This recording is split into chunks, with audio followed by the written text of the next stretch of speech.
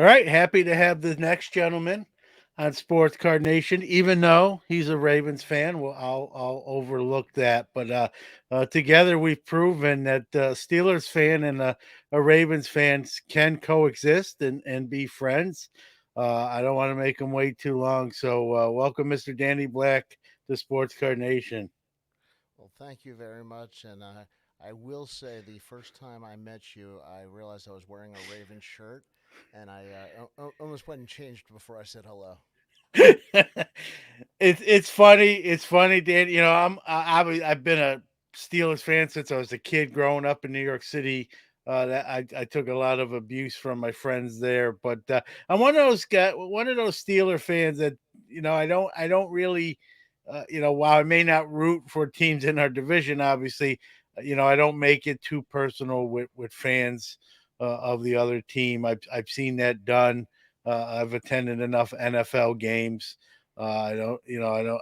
It's not my style, but you know, we all can't be fans of one team, so I'm respectful as such, and we get along pretty good. So that's we're setting a good example there. But this is, you do live radio. You've rebirthed your podcast. We're going to talk about that, but and looking and knowing you a little bit, but looking at your bio, you've wore many hats, hobby hats, sports hats. All you've got quite the bio. But I want to talk to you about um, you know you also did card business, kind of the same era I did in the '90s. Talk about that. How did you start in the hobby, and then the business? You got into the business side of that. Well, I think that's the nicest way I've ever been called, old and unemployed, in one question. Uh, yeah, no, I mean, yeah, I think you and I are about the same age. I grew up in Baltimore. Just absolutely fell in love with sports. I was very, very lucky. I had a father who was a sports fan, and he was not necessarily a card or collectible guy, but he taught me the stuff. Listen, I was learning, Hannes Wagner's batting average, before I was out of first grade. So that type of influence.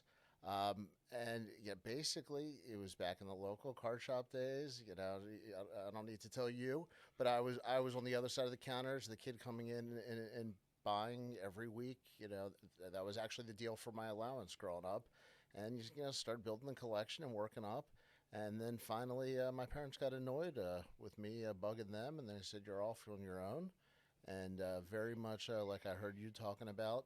Uh, I got my tax ID number and started doing shows. I mean, it was a whole different world back then. You're doing a mall show, you're doing a VFW. There was a police hall, I think, back that I used to do, and I loved it. And I've always worked in sports. I couldn't get away from it, and I tried to for a little while in my life, and basically, I am very passionate about the hobby. It's one of the reasons I think you and I get along. There can be a business side, but if you don't absolutely, if you're not absolutely passionate about sports and about what you're doing in the hobby, what you're holding, what you're touching, what you're looking at, then this is the wrong business. And I think the people who have stayed in it, through the ups and downs, and life throws you obstacles, but if you keep coming back, then that's the passion, and those are the people who I think make the hobby great. And I hope to contribute whatever little piece I can. Yeah, well said. And you said something I think is very important. I kind of want to reiterate. Wow, I do shows now as a dealer, and I'm set up, and obviously you want to sell your wares when you do a show. I got started, like you said, as a young man at 7 years old, just collecting the cards as a young sports fan. So I got in it, kind of at the ground level, and like you, go into a card store. I was there literally almost every day. I'm sure you can relate to that. Finally, the owner of the card store is like, "John, you're here every day.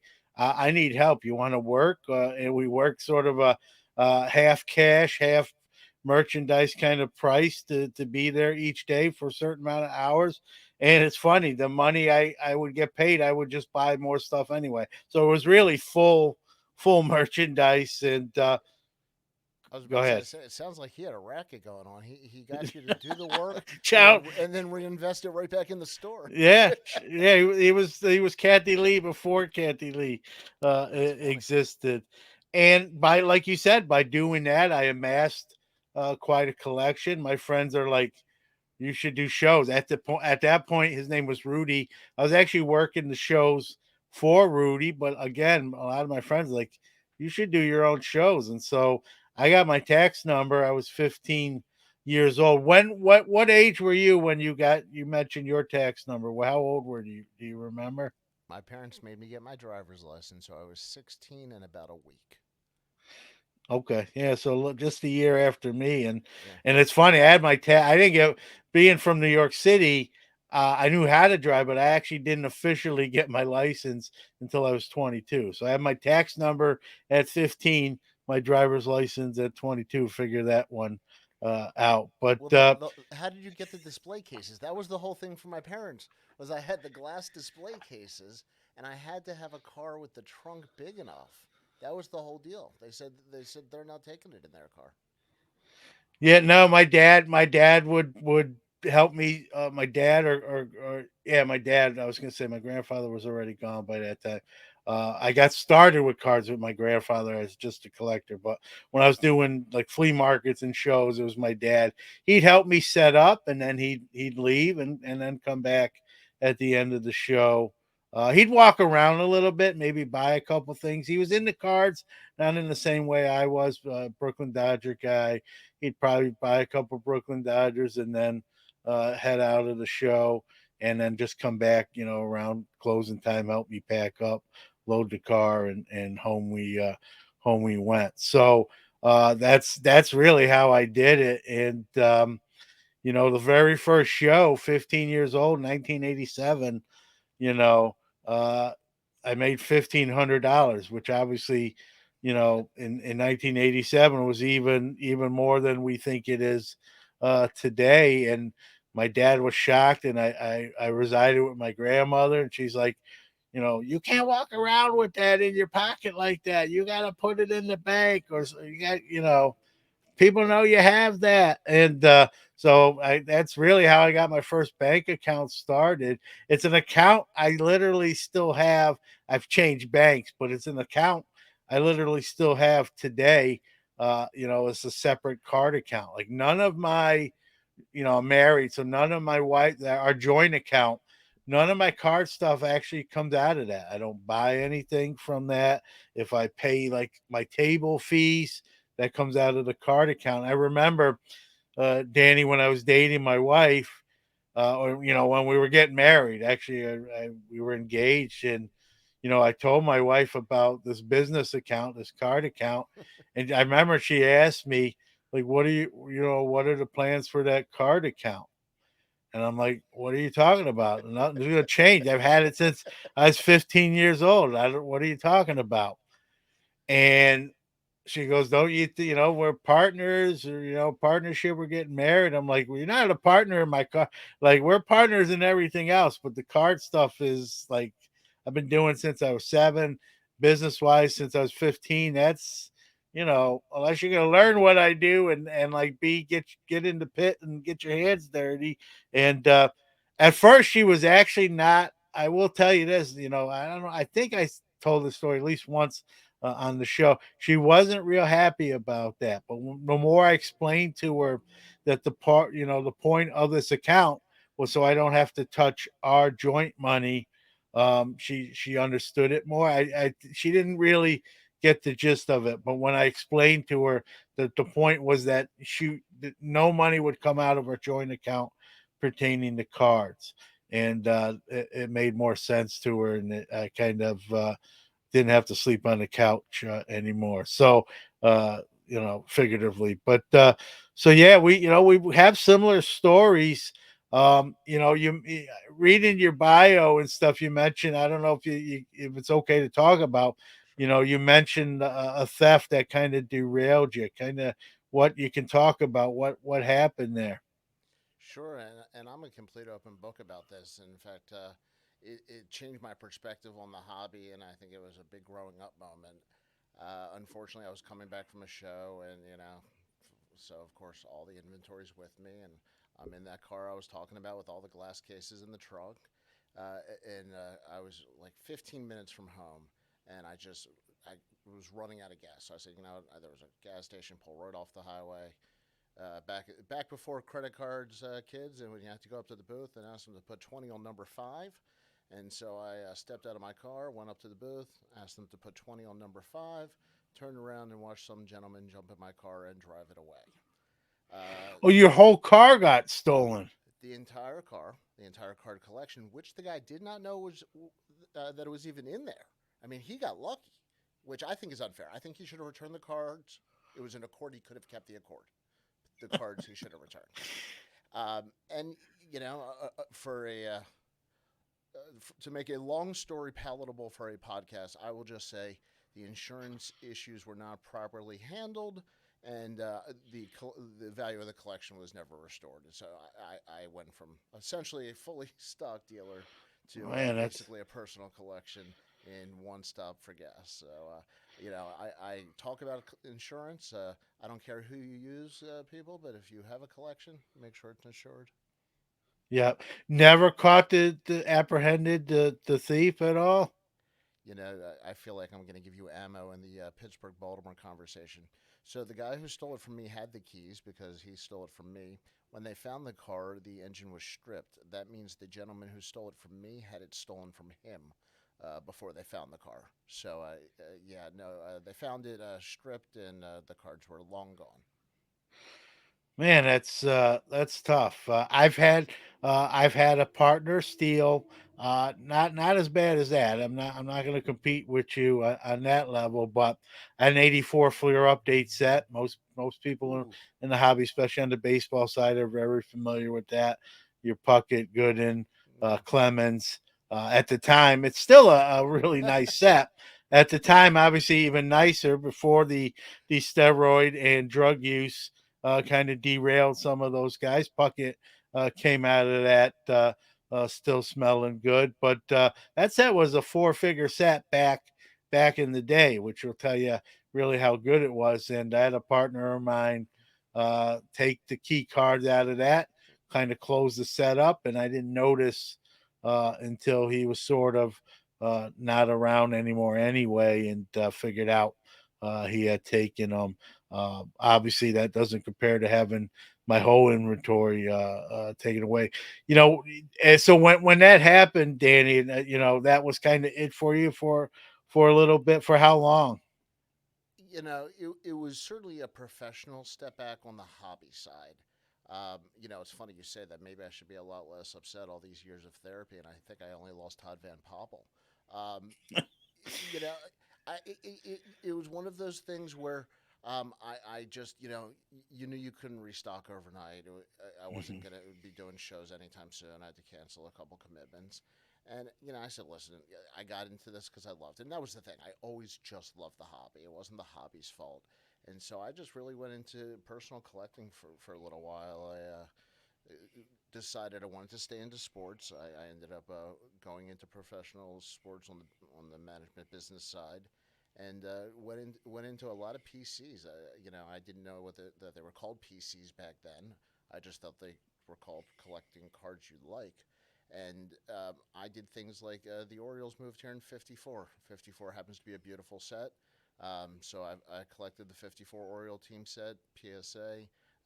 It's one of those things where when it was for me, the grade didn't matter, which was fantastic. It was freeing in a lot of ways, and this is still early in the PSA years, but it gave me a whole different perspective because I started being a fan again, and I started that childhood part of me came out. So I had a lot of years of working in sports, but collecting on a personal level, and that was a real refreshing change. I think it made me a lot better of a professional hobbyist now than I was.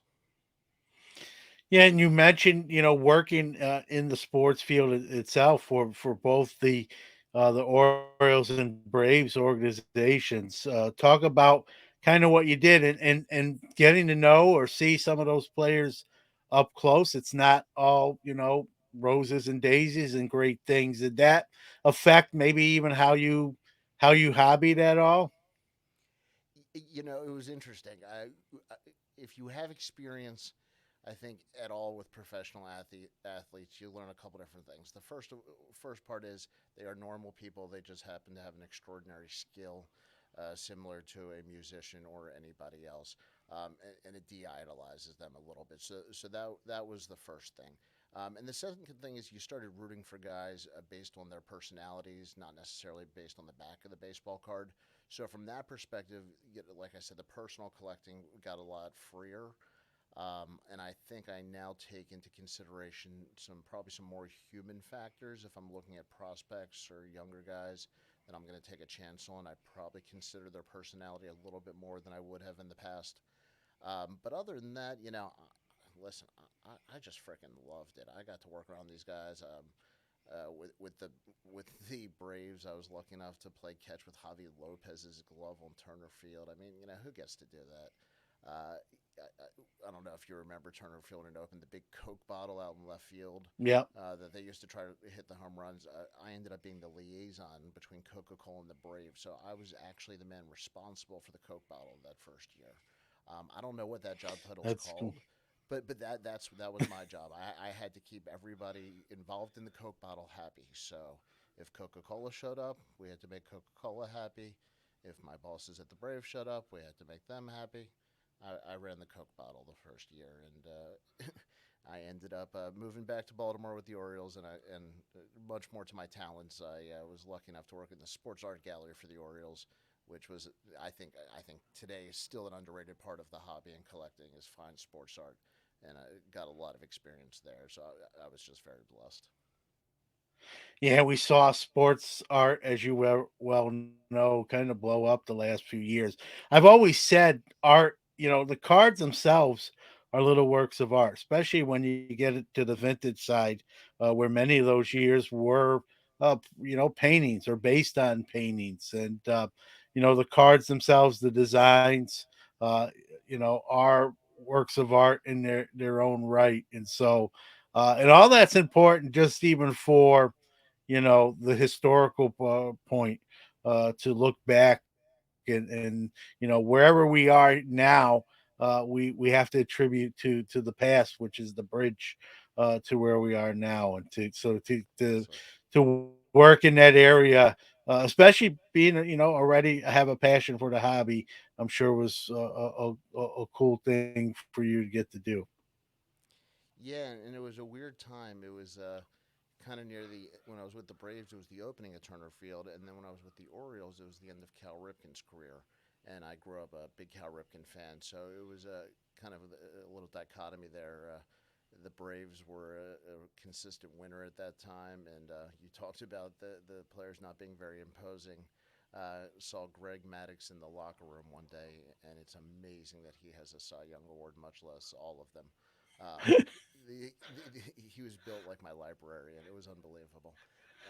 But that's what it does. It humanizes these guys. I mean, listen, this was I can tell you, Greg Maddux was clean, guys. I promise you.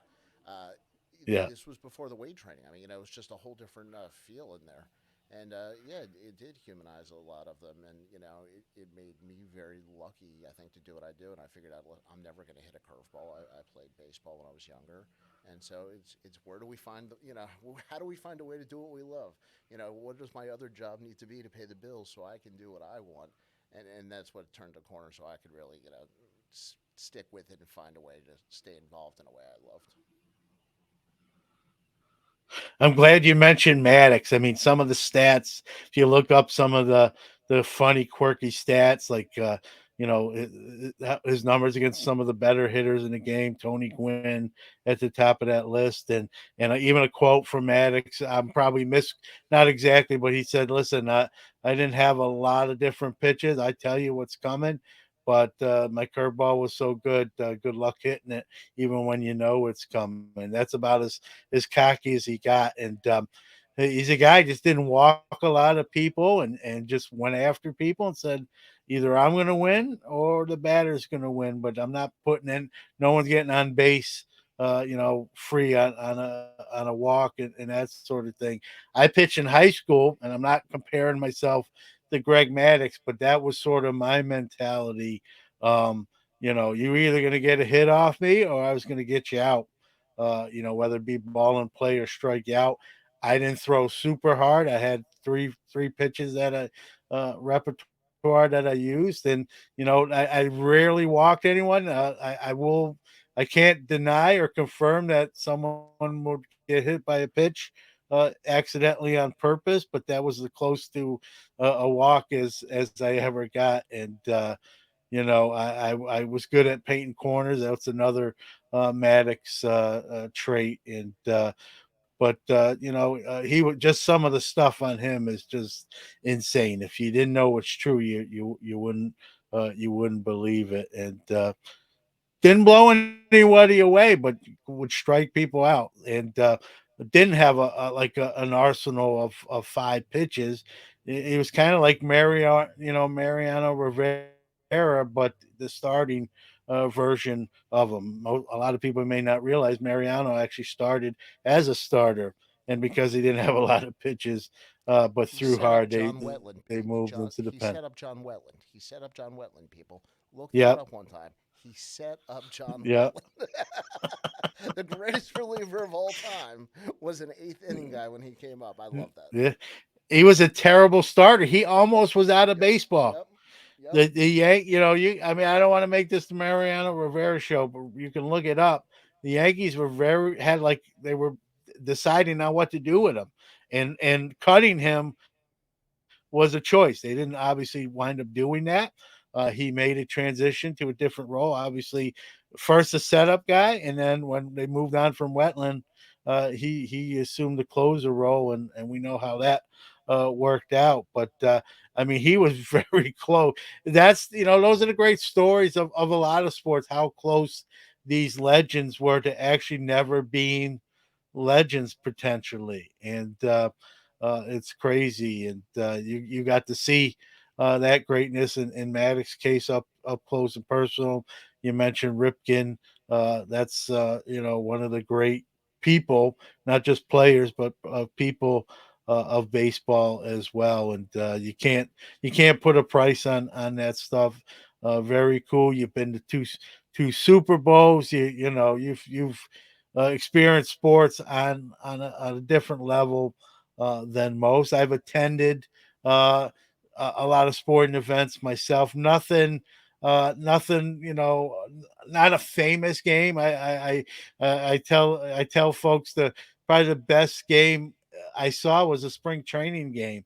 It was in Fort Lauderdale. It was 11. Ron Guidry, Louisiana Lightning, threw a 9 inning spring training no hitter. Now we all know in spring training, pitchers throw a couple innings and the next guy comes in. Back Nine, then, nine, he nine, just, nine innings is all of spring training now. yeah, he didn't come out. I think they knew he had a no hit. I don't know what happened Unbelievable. in the dugout. Unbelievable. I don't know if they tried to take him out, and he said, "Listen, till I give up a hit here, I'm staying in this game." And it was versus the Pirates. I remember it was Yankees Pirates, uh, Unbelievable. Fort Lauderdale Stadium, and even at 11 years old, I knew I was a baseball kid, so I'm like, he's got a no hitter, and like he keeps coming out, and after the last out, I mean, it wasn't the reaction wasn't the same as like a regular season no hitter, but Right. everyone came out and kind of shook his hand and kind of walked off with him. He kind of tipped his hat to the fans that were there, and it was kind of a. So I saw a no hitter that wasn't a no hitter. Didn't count. You won't find it in the record books, but that's about the biggest game. I'm sure I've went to bigger games, but I just remember I've a never rare heard that. moment where a guy pitches a complete game in spring training only because he didn't allow any hits, and they just kept him in there. And I'm gonna steal that story from you. I've never heard of a spring training no hitter. I'm gonna tell everybody. yeah, I can. I don't know. I don't remember the date. Obviously, you can kind of narrow it Don't down. worry, But I'll make it up. 1983, 1983 Yankees Pirates Fort Lauderdale Stadium, and I was 11. I vaguely remember like maybe in the sixth or seventh inning. I think maybe the Pirates were a little perturbed that Guidry was still in there. I don't remember who. I remember. I thought I remember someone laying down a bunt. They got thrown out at first, but I think that was the Pirates' way of saying, "Hey, you're gonna keep this guy in here while he's we're gonna try to break this thing up with cheaply with a bunt." It didn't work, and he got his no. It didn't count, but he got a spring training no. Just the same, kind of an odd baseball story. I remember the same year, not that day, getting to talk to Billy Crystal for 30 minutes at 11 years old, and I was down the first baseline for a game, and he came up to me, and I knew who he was. I'm a New York City kid too, as well. So he's from New York, and he just talked to me and was very cordial, kind of a cool moment. There was really no one else around us. It was weird. It was so before the game that the crowd there wasn't a lot of crowd there yet, and asked me what position, did I play little league, how I was doing, what position I play. We talked about the Yankees at the time, and what I thought, and it was just a fun 30-minute talk with a celebrity who, other than me knowing he was a celebrity, he was just talking to me like any person would, and it was a cool moment. So, but don't the stories like that, Danny? From being you can't put a price on that Nope. stuff, and it's fun. So working for the Braves, did you still retain your Orioles fandom? It was funny. I was so known as an Orioles fan that one of the executives came up to me right before, about an hour before first pitch on opening day, and said the team rules specifically were I was not allowed to cheer for a visiting team, and this was at the beginning of interleague play, so the Orioles would be visiting the Braves that year. And they warned me 1 hour before the first pitch on opening day to remember who I rooted for. And when the Orioles were in town, if anything good would happen, I turned around and put my back to the field, so I would not be seen cheering by anybody. And yeah, no, I fell in love with the Braves. I fell in love with Atlanta. The Braves are certainly my National League team, but I don't think you can grow up anywhere and really change your allegiance. Which leads me, and I know you're supposed to be asking the questions, but I need you to confirm or deny a rumor. Are you a Yankees or Mets fan? All right, so this is a good question. I've talked about this. I know at least once. I'm a Mets fan today, but I was growing up. I was a Yankee fan. Thurman Munson was my guy. Craig Nettles, Willie Randolph, and the guy that I didn't like was the owner, was Steinbrenner. And so I grew up a Yankees fan. I had all the autographs of those guys at the time. I went to games with my grandfather, and then Steinbrenner, was hard. He was he just you know how he was. He would just trade guys, sign guys.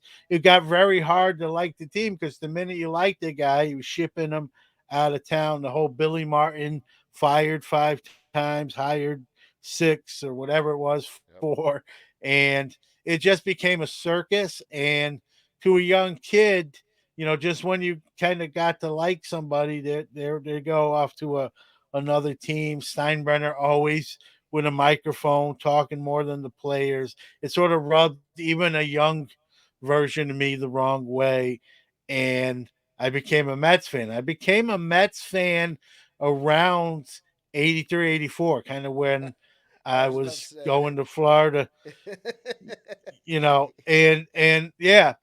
So because I remember even in that Any coincidences conversation, there, John? Any yeah, coincidences? and well, they really were they weren't good yet, and so I always tell people when I kind of like the Mets, I really started following them more 81, 82, and they were losing 100, games a year at that point. So no one could say, well, you know, you jumped on them in 86 when they won the World Series. It was a few years before that. I remember even, going back to that Billy Crystal conversation, he asked me, "Are you a Yankee fan?" And it's funny how your memory gets refreshed. I remember answering him like, kind of, and I said I sort of fallen out of love with him and kind of following the Mets too because of how Steinbrenner is. I said it like 11-year-old would say it, probably clumsy and awkwardly, but I got the point across. And I remember he didn't really, I don't know if he thought I was wearing a wire or something, but he's a huge Yankee fan. I think he said something to the extent like, "Yeah, I understand or I get it." He didn't really add to it at all. And so that was about around that time was when I was really kind of getting off one train and hitching my wagon to the other. And once I did that, I don't hate the Yankees even to this day. I don't like them. I don't follow them. I'm a Mets guy, 100%. But I just the whole Steinbrenner thing kind of ruined the experience for me. Only speaking for myself, and I had to have uh, clarification. We already have enough with the yeah, Steelers. I had to figure it out.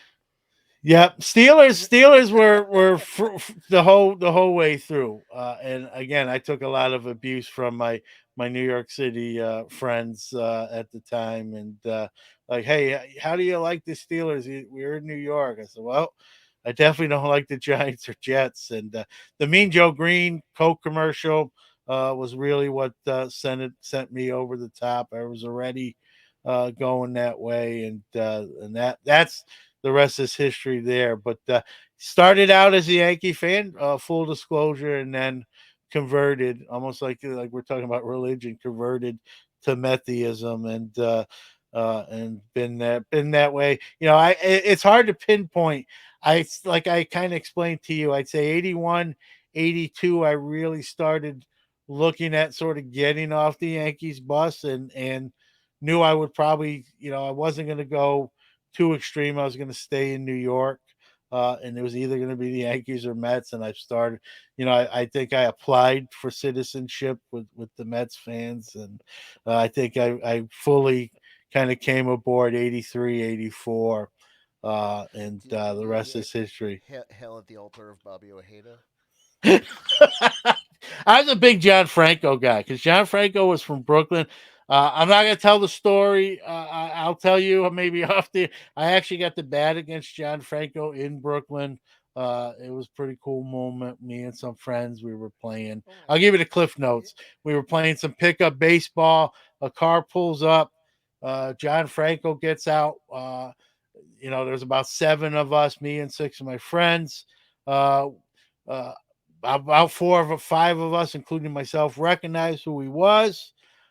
He watched at first, and he said, "Hey, fellas," he had a gentleman with him who we did not know, and hey, you In a mind? great Can I? accent. Yeah, he said, "Can you guys? I'll throw you some batting practice."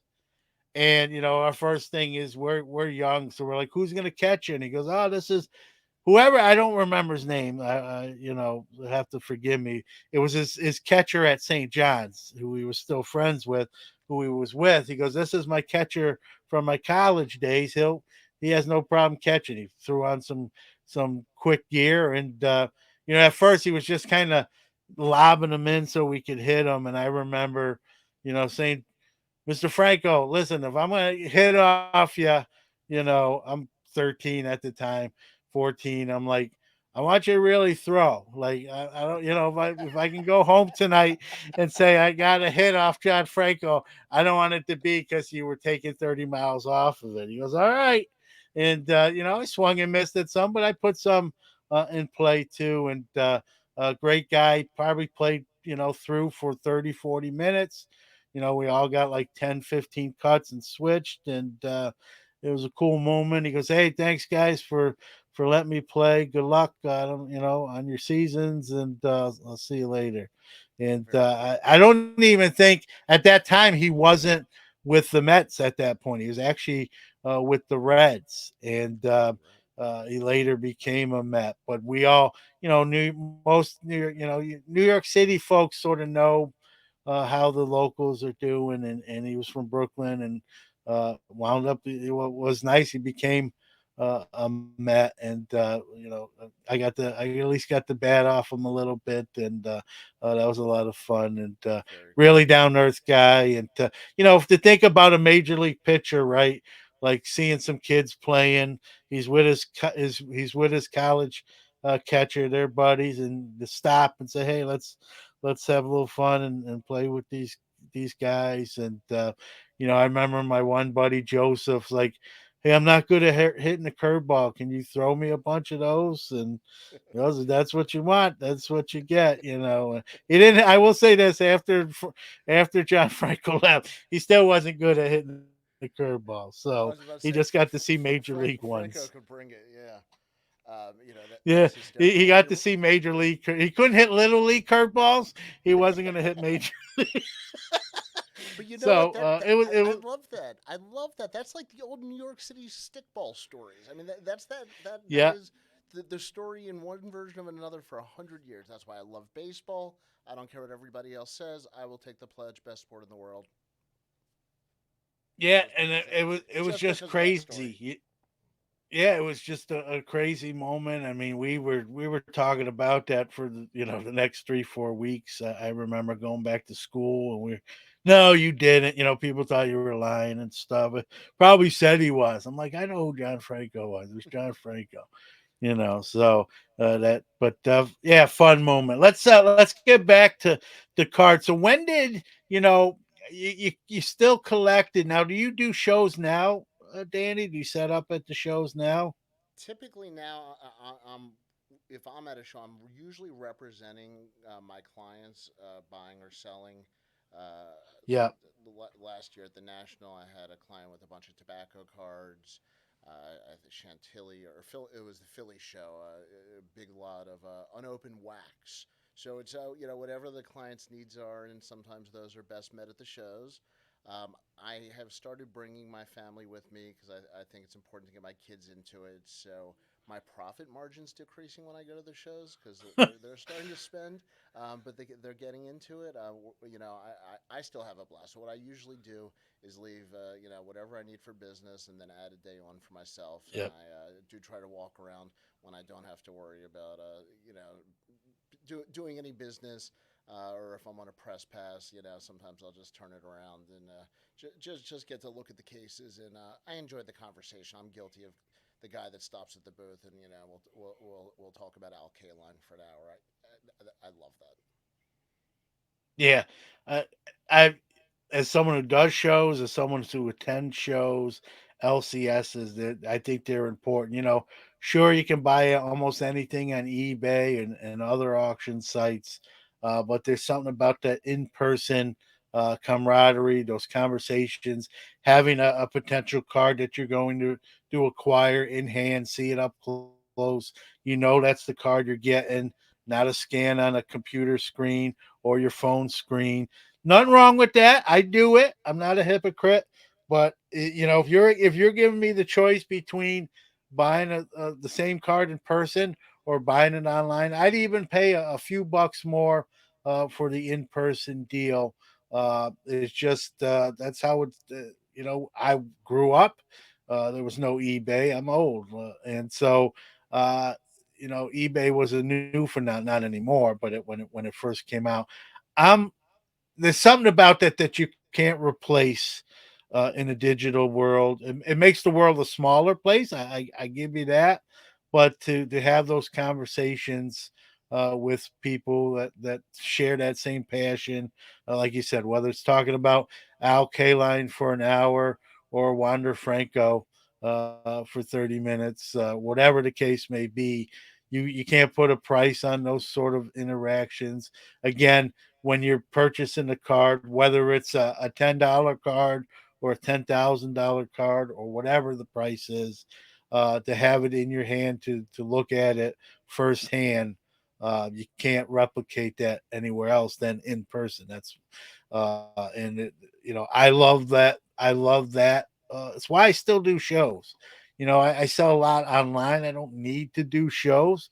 Quite truth be told, I do well most of the time. Sometimes there's a clunker, truth be told too. But some of my best shows are not just what I made at the end of the day, but the people I've met, the conversations I've had, handing stuff out to young kids who are just starting or may not even be in the hobby officially yet, and I give them a free packs, and I don't know if that gets them to be in the hobby or not, but it doesn't hurt me. The smile across their face, a mom or dad that says you're giving that to them for free, like, yeah, no questions asked, and it just, I believe in that stuff. It goes a long way. Kids in the hobby is a big platform of mine, but in person hobby is another platform of mine. You never talk me out of that one. You saw me clapping. I could not agree. Those are literally the words I live by.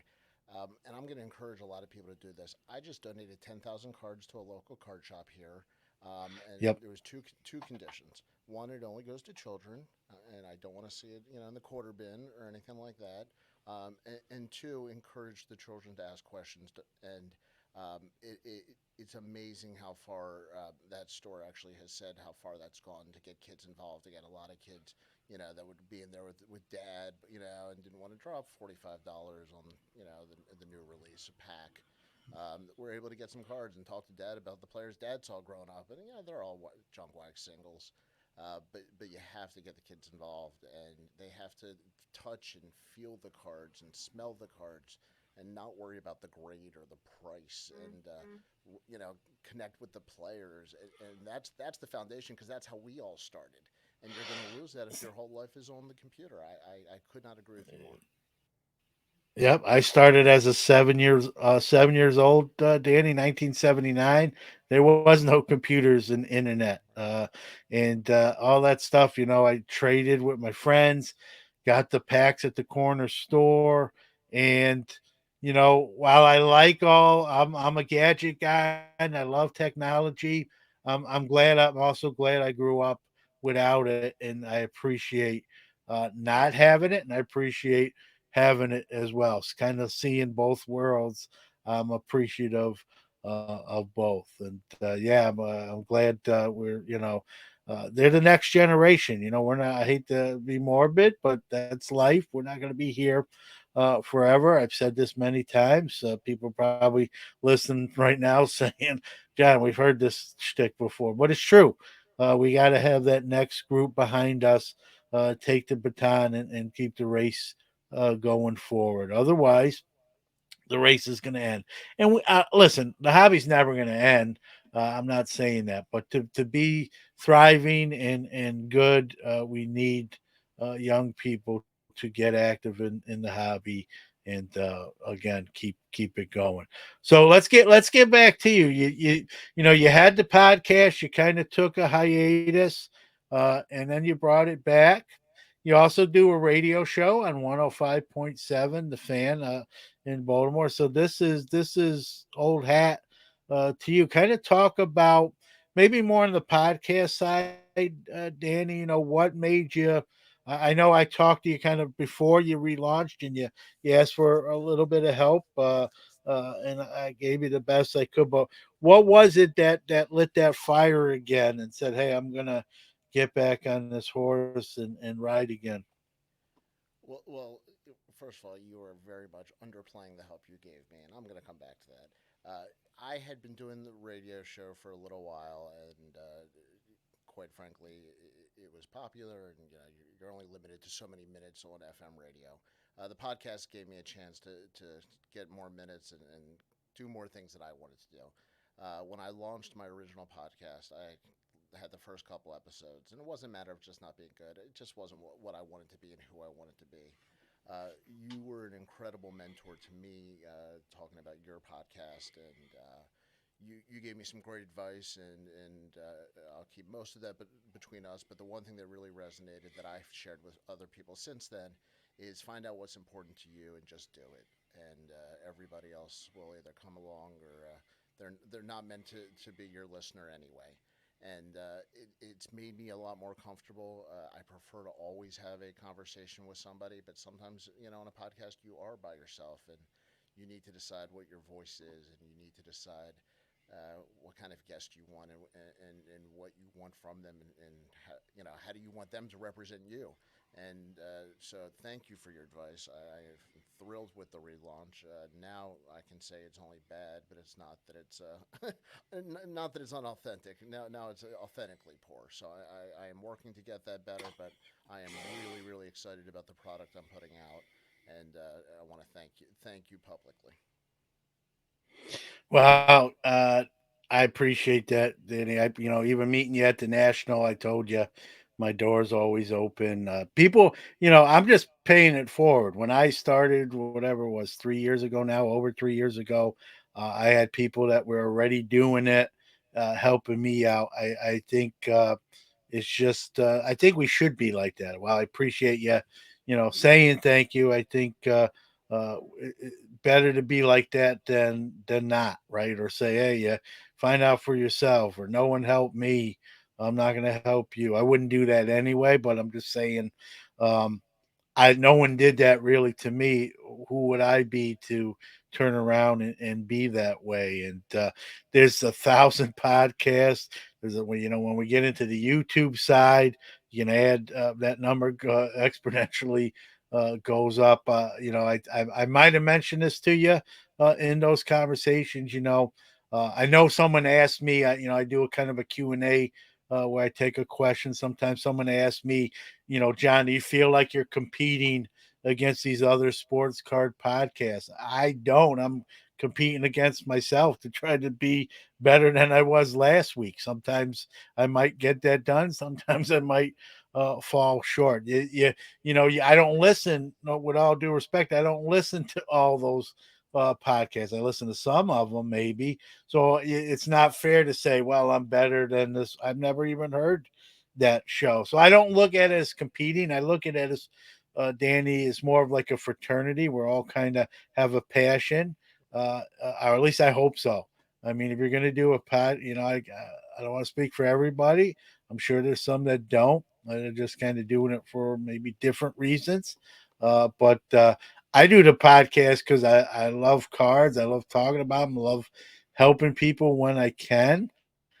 And when that's gone, I'll turn the mic off. I don't ever see it happening, but if hypothetically, if it did, then it's time to be done. So to answer that question, I get asked a lot. Are you competing with these other podcasts? No, I don't know what their numbers are, and that's their business. I would never even ask them. Um, I'm in the same fraternity. I've had many of those on this show. I've been on their show.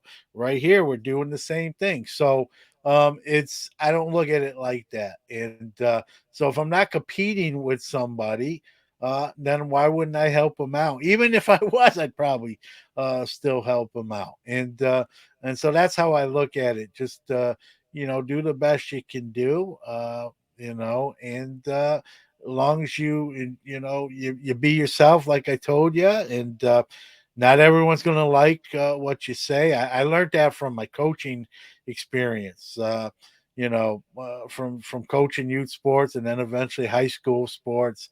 You can't win the whole room. Even in the years where I won a championship and we didn't lose a game, there was three parents that didn't like me, frankly, because Jimmy didn't play enough. Even though he got a big trophy, Coach Newman didn't play Jimmy enough, or he was better than the kid that started in front. So you can't win the whole room no matter what. When I first started coaching, I was naive thinking I could, and then I figured it out. That's not how that works. And I think sort of doing content creation, sort of the same thing. Not everyone's going to like you. Some people may just look at you and before you even speak, if they see what you look like, they're just going to already cast judgment, regardless of what you say or don't say. And so it's not I'm going to lose sleep over. It's what I kind of told you, and I'll say it out loud. I've said it out loud before. Is be yourself, be honest, give your opinion, whether you know everyone agrees with it, which won't happen, but no one can say, well, John or Danny didn't speak their mind, I didn't have to get guess what they thought. I know where they stand. And for those that agree with us, that's great. And I don't want everyone. That's no fun either. I don't want everyone agreeing across the board. We're not cookie cutter cookies, and I'm not right all the time. So I want someone to say, hey, you were wrong there. A lot of times you'll hear me say, hey, remember a couple months ago when I said this? I was wrong, swing and a miss. And I think that's what makes us human to admit, hey, we don't, I've done this a long time. You've done this a long time. Some of the stuff that's happened recently, we would have never predicted that. And anyone that tells you that is lying, and I don't do that. So you be yourself, and that's the best you can be. Like and I get that a little bit from my grandfather. It's a piece of advice he gave me when I was younger, and he was around. I was raised by my grandparents, and my grandfather said to me, "If you're yourself, Johnny, you don't have to worry about being anyone else." And then kind of piggyback. I remember he also said, "If you don't lie, you don't have to remember your truth." And I thought that it's funny when you're a kid, you just think it's a bunch of mumbo jumbo, and you just nod, okay, Grandpa, yeah, you're right. And it's when you get older, and you're like, that's what he meant, and that's he was dead on, like, and Yeah, so I couldn't remember what I had for breakfast. I don't have time to lie to people. yeah. And that's the thing. If I just say how I feel, I won't have. Sometimes you hear. I had a friend that worked at ESPN and radio in Orlando, and they would tell him his opinions. And that's why he doesn't work there anymore. And he came back to Syracuse, and he started his own broadcast company, which is I'm not going to get into, but it's sort of how Sports Card Nation came to be as a direct result of that. And he just he used to love his job, and then he said, "Hey, I don't enjoy going to work no more because they're going to tell me my opinions." And then I have to remember them because they're not really mine. I have to remember that's almost like I'm playing a character, I'm playing a role, and really stressed them out, and was said that's not true to myself. I can't do this no more. As cool as it is to work for that company, I can't sell out on that level, and came back here and did his own thing, and doing all right. So, I already knew that sort of, just from how I was raised, like to, just be honest and give your opinion. And if someone agrees with it, awesome. If they don't, and you debate it, be respectful, use tact. And at the end of the day, if you're still not on the same page, just agree to disagree. Don't make it personal. That's the other thing, we see in the hobby is people can't have even discussions, and then it just turns into name calling and you're stupid, or worse than that even. And I don't I think. entertain that anymore. Are you Uh, talking about you know, Bengals fans? Or we're talking about Bengals fans, right? you could be. I'm sure there's some of those in there. I'm not going to deny it, but I just don't get into like long drawn out debate, especially on opinion stuff.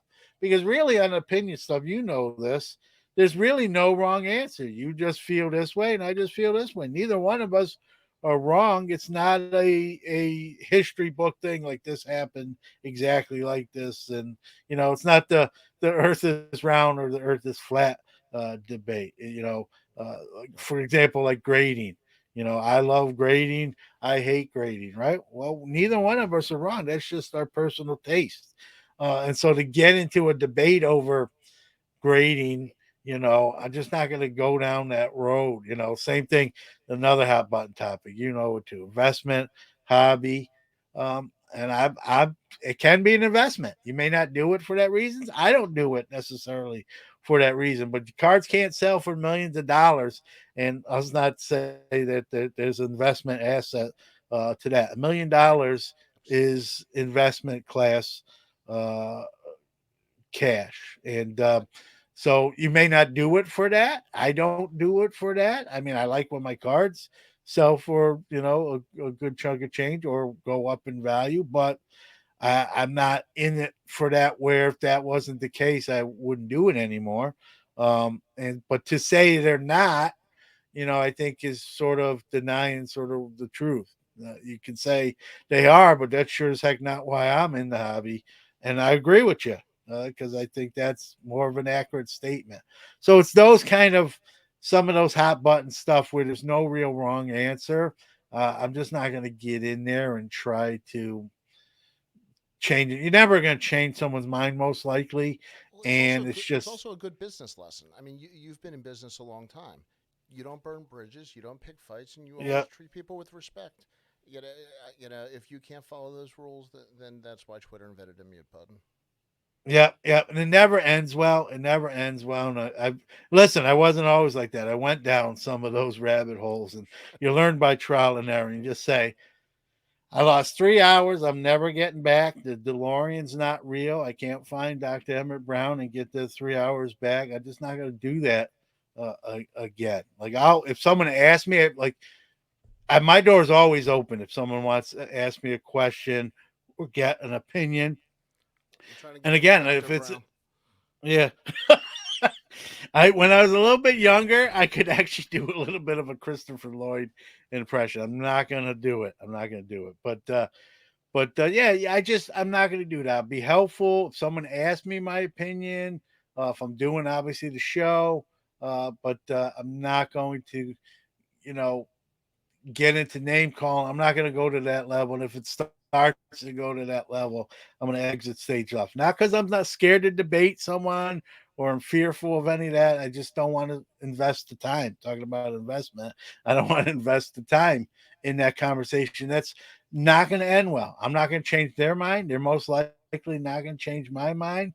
Yep. Maybe they resort to name calling and it's just I'm not gonna even go down that road. And so I've learned over the years to know when to sort of kind of drive around that pothole rather than boom go in it and rattle the whole cage. I think I'm better off at the end of the day for it. It's it is Absolutely. some people like that stuff. Some people thrive on it. Some people have combative personalities. Maybe when I was younger, but that's why I played sports. That's what I was doing on the baseball and football field. That was my combative personality.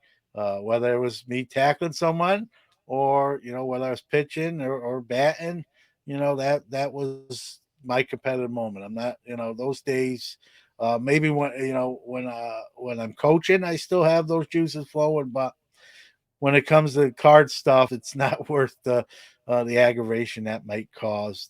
I'm trying to enjoy this stuff, not be put off by it. So that's the best advice I can give to is it's all right to have discussion. I'm not telling you not to do it at all.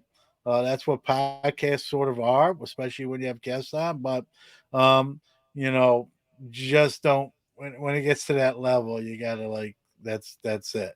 So I think we're both too old for drama, is really what we're saying. yeah, that's true. It's true. It's true. So you're a dad. I'm a dad. I try to, even when if my son's not watching or listening, I try to be an example as if he was watching or listening all the time. And he's 22. He's older, but just the same.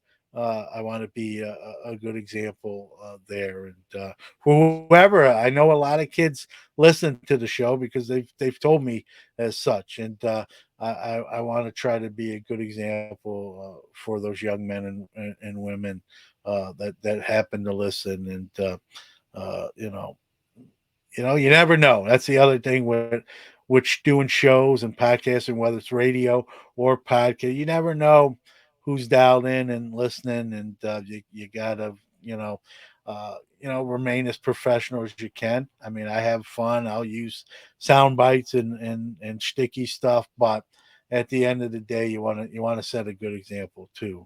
Well, And I'm gonna give you another compliment because I drive to work and my daughter has requested that I put on your podcast before, and that is about as high of a compliment when a 14-year-old girl as to put on the Sports Card Nation podcast, or the one she calls it, the one with the nice guy.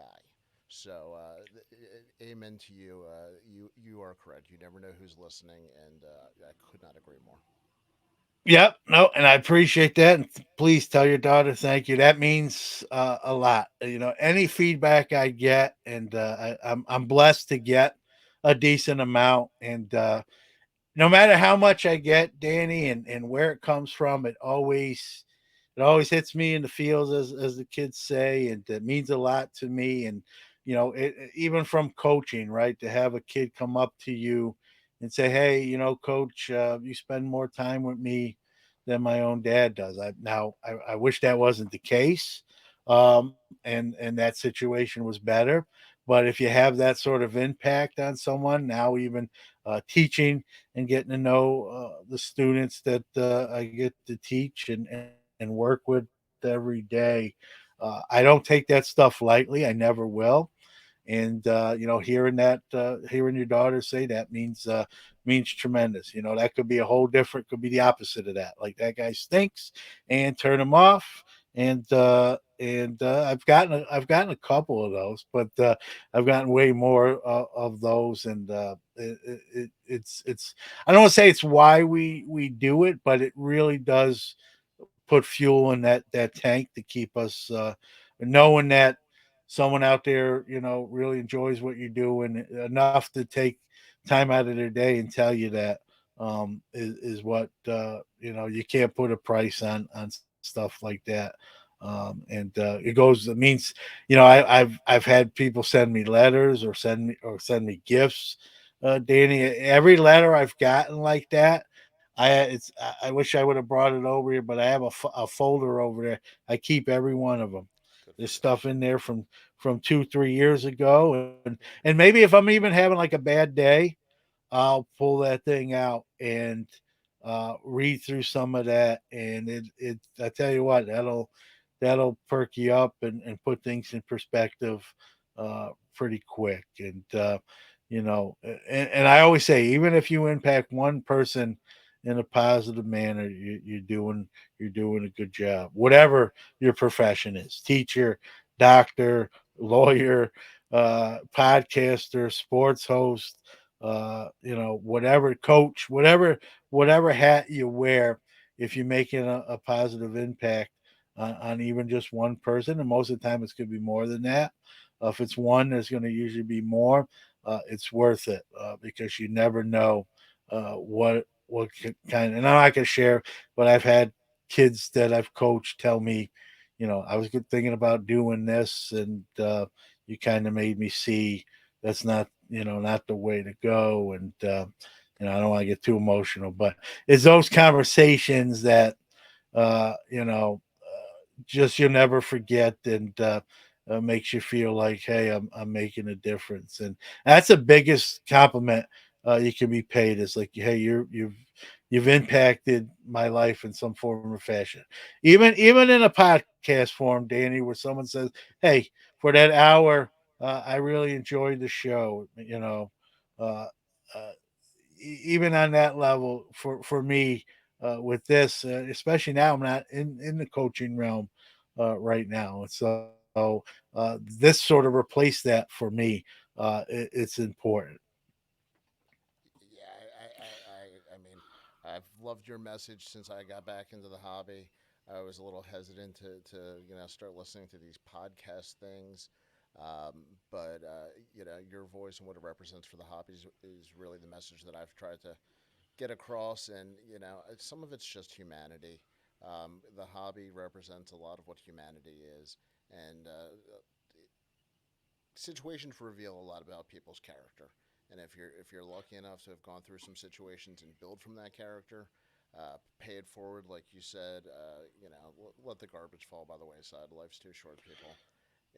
Yeah, Enjoy every moment. And we're talking about sports cards. I mean, how blessed are we? How lucky are we? I mean, Top yeah, Series One comes out, and this is the biggest thing on my calendar is Top Series One. What kind of life is that? I mean, how awesome is that? I'm not gonna lie.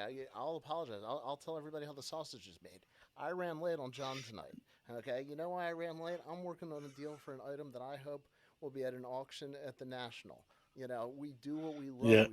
We are blessed and blessed and blessed. And if you can't treat people with respect and have fun, go do something else. Yeah, that's the thing. When I see some, and we're gonna come down the stretch here, and I want you to give out where people can catch you on the radio and your podcast. But just kind of closing too, I always said this, Danny. If you're not having fun, and the hobby's supposed to be a release, an outlet, a hobby that you can relax, have a little fun. I don't even mind a little debate. That can be fun in debate. But if it's a point of angst or it's getting you mad or upset or you're just constantly complaining about it. Listen, and I might complain every once in a while, but there's some folks that's it just seems they really thrive in that. If you're if you're complaining a lot about it or not having fun, then take a break, whether that's a week, a month, a year. Take a different angle, maybe a different way to hobby. You can always pivot, into different things, whether it be collecting a team, collecting a player, whatever. You're the boss of your own hobby. Sometimes you can change up what you're doing, might make all the difference. But if you're at a point where even doing that or whatever, you're unhappy, that sort of defeats the purpose of why we're in it. And I would never tell someone to leave the hobby. I'm the last guy to do that. But if you're unhappy and it's making you giving you angina, then maybe you have to. I'm not saying you want to, or I want to tell you that, but maybe you need to, and maybe leaving. Sometimes absence makes the heart grow fonder, and you'll miss it. You'll come back and sort of with a different perspective, a different attitude.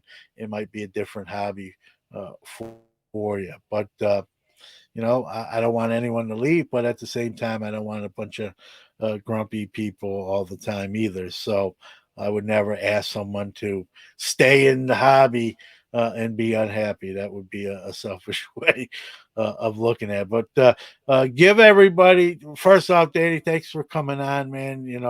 I appreciate you giving me sort of props, but we're all in the same fraternity. There's no, as I always say, there's no pension plan for podcasting.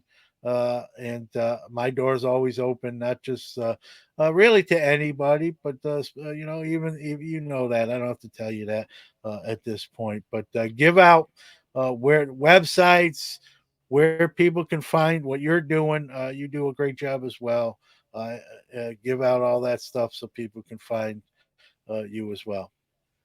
Well, I appreciate that, and thank you again for having me. I forgot we were even recording. Yeah, I think you and I could do six Yeah, hours. yeah. It's Danny Black. I'm from Baltimore, so it's sportsbalt.com. And my social media handle for everything is same thing at sportsbalt. Same thing for the podcast. I'm not quite as good looking as John, but I hope you'll subscribe and listen anyway. Well, if you say that, we're both in trouble. That's truth be told. So awesome stuff, man, and Thank you, my keep friend. going. And we're all trying to do good stuff, and I know you're doing that, and uh, keep it up. Like I said, Thank you. it's fun. If you're having fun with it, that's what it's all about, and I think we both are. So let's keep doing it. Well, next time I promise we'll get to cards, but thank you, and I mean that sincerely. Guys, when John says it, he means it. He's the same person off air as he is on. So thank you again for having me. Anytime we'll have to do, like you said, we probably could have did 6 hours. I don't know if everyone else would have enjoyed it the same way we would have, but we could have did it. Yep, All right, absolutely. take care, be well, continued success. All right, appreciate it, John. Thank you so much.